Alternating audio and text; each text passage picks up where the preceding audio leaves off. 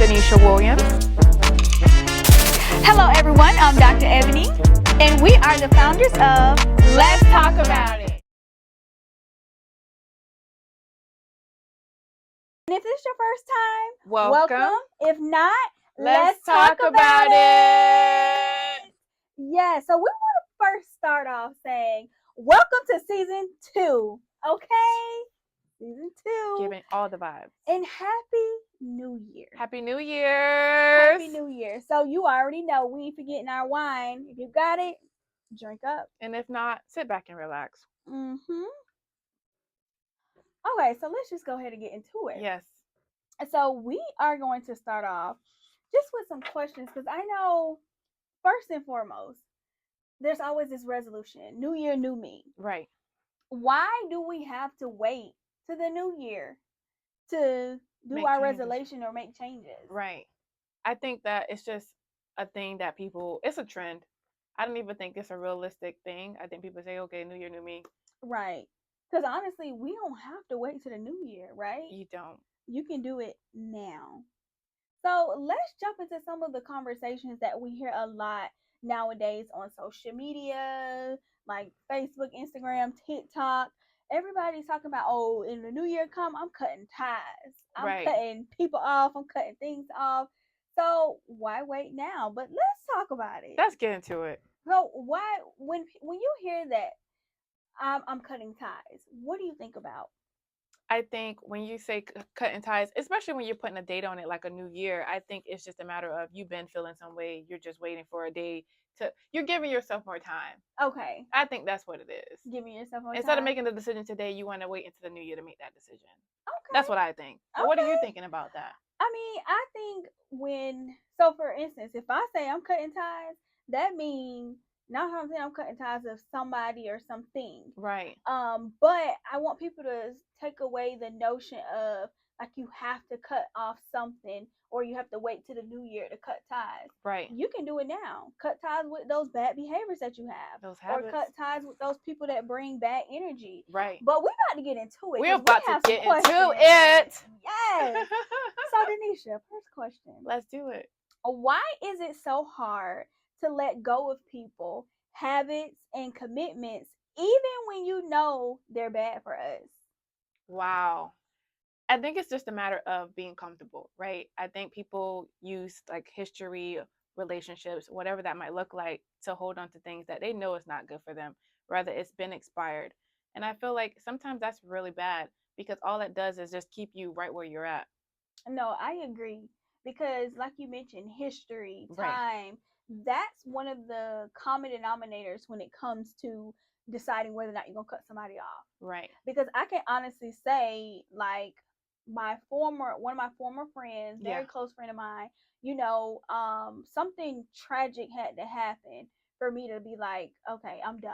Yeah. But it was because of the time and the history that was put in it, because the whole relationship wasn't horrible. Exactly. However, when you grow and you experience life, you realize like, okay, I can't take this on with me, or I'm going to be battling myself and my emotions, and we ain't got time for that. We really don't. Mm-mm. So, Eboni, Yes. Do you think holding on to toxic relationships is more about fear of being alone or fear of change? Honestly, I think it's a combination. And I say that because it depends on where you're at in life. So if you're single and if you're a believer and you're praying and asking God, like, God, where is my person? Whether female, male, where's my person? And you feel alone, you may need accountability partner or companionship in order to push you. Me personally, I don't need that because I naturally have a drive and ambition to succeed because of where I came from. Yeah. Like, it was not glitz and glitter, cookies and cream, honey. It was ham bones, neck bones, trying to make it stretch. Beans and weenies. Yes, and it was, we had to stick together to survive and get through life experiences. Right. So for me, in this age, it's just like, you can't allow fear to determine whether or not you're going to move forward and be, the great person that you are. You can't allow being alone stop you from really progressing, because at the end of the day, you came in this world by yourself. You got to leave by yourself, and you got to ask yourself, what do I want out of this? And if you're going to decide to be content with your life, Right. don't be, negative, bitter, or complaining all the time. Right. You chose this life. We all have 24 hours in this world. So I say all that to say, just don't let fear and being alone, prohibit you from making those necessary changes to progress in life. Absolutely. I mean, So what about you? my insight is that I think it's a combination. Like, I feel like fear and change together sounds scary for everybody.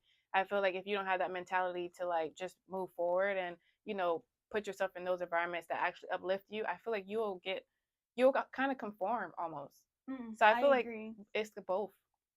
So can you give us like a real life scenario of when you had to either you felt, you were afraid, Right. of change, or it was just fear that was stopping you from getting to the bag, No, I mean, or I would say in regards to this question, I think there was a time where I had a friendship where I felt like I knew it wasn't benefiting us anymore, right? The ties had been severed, but we stayed because of like the history piece of it. And I think to your point, it's something traumatic had to happen where it was like, okay, I know it's not, we just have to end or we're going to basically hate each other.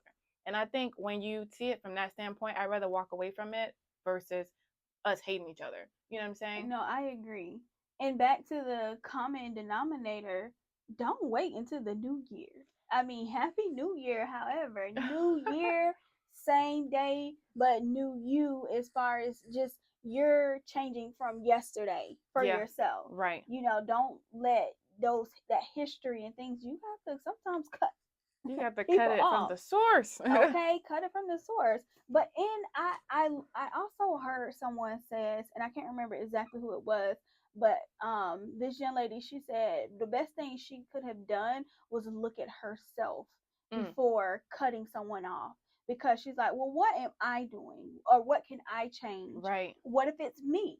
You have to look in the mirror sometimes, because sometimes it's not the other person, maybe it's you. Exactly. Absolutely. I think we all fall short in some capacity. Definitely. So yeah, cut it from the source. Even if it's you working on yourself, let it start now. Don't wait till the new year. Okay, so let's switch it up a little bit. Switch Switch it it up. up. Denisha, why do you think we guilt ourselves into staying in toxic relationships? In a nutshell, I think it comes down to change. People don't like to change. Rather be what I know is what I know, and I don't want to change anything about it. I think that we guilt ourselves in it because it makes us feel okay with keeping that negative person in our life, or okay with the way the person is treating you or showing up for you, and you don't like it. I think it just makes it a little bit okay. You know, it's like a temporary band aid. And I Mm, feel like a lot of us, we put on a temporary band aid because it's easier to keep it there versus to take it off. You know what I'm saying? And deal with no, that I pain agree. spot on. Hmm. That's good that you say that, because I can just say from a life experience, Right. like, in one of my past relationships, like I'm a Cancer, so I don't give up. I put in to the last, but I mean it's a little different from 5 years, 10 years ago. But my past relationships, like this individual was cheating, lying, and just doing the most, and I'm just like, okay, what can we do to fix this? Right. Sometimes therapy can't fix an individual that's lying and cheating. Maybe sometimes it's time for you to move on. Right. Okay, so you have to determine, like, what do I consider toxic, and Right. is it stopping me? Because that relationship was definitely stopping me from further, like, things I was doing or wanting to accomplish. Right. And think that happens all the time. It does. We get in our own way. Yep, on our own way. So today we talked about cutting ties and not waiting to the new year to do that. I just feel like if you're out there not sure if you should cut ties or not, first self reflect, see if there's anything that you're contributing to those factors. If not, maybe reevaluate your relationships or friendships, whatever that looks like. So, as Danesha mentioned, you need to reevaluate things, whether that's yourself, whether that's a friendship, your partner, a family member. Reevaluate those things before you cut ties, but also remember why you're cutting ties, Right. why you need to cut ties, and just kind of go from there. But give yourself grace. And Always. until next time. Until next time.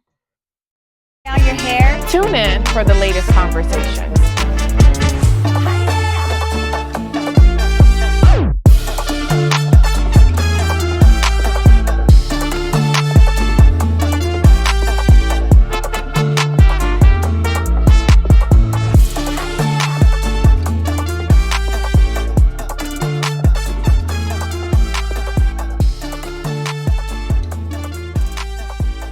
sure to like, comment, and subscribe.